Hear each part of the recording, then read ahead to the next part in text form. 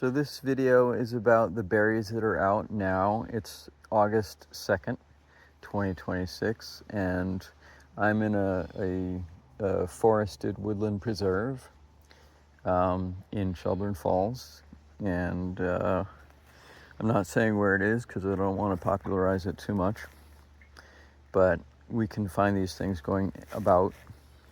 So Dewberry has, and I can't remember the genus, but it's kind of like a vine. You can kind of see where I'm pulling on this. There's a semi-woody vine that goes back, and in fact, it goes back to here, and then another branch comes out from around there, and it's viney and on the ground.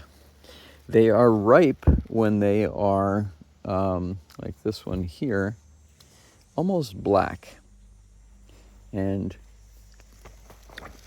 they're not quite as sweet as blackberries. They're a little more tart. But if we let them go until they're really dark black, not in between, so where they really fall off, if you're actually having to pull them off of the vine, they aren't really ripe. They should roll off in your fingers. And there aren't too many things that get to them because they're a ground berry.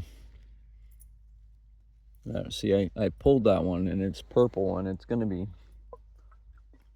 quite tart. But I was looking farther over.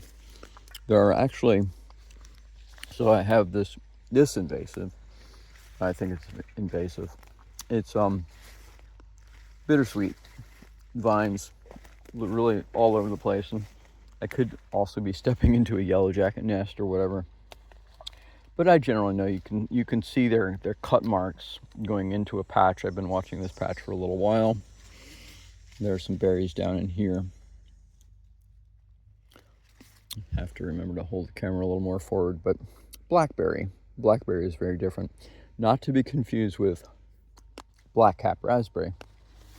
But there's a handful of them on this branch here. Point this right. Once these get wet, they're also not nearly as tasty.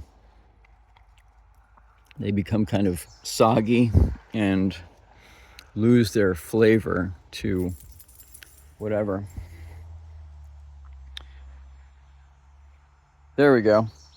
It's a small handful, but it's a handful nonetheless.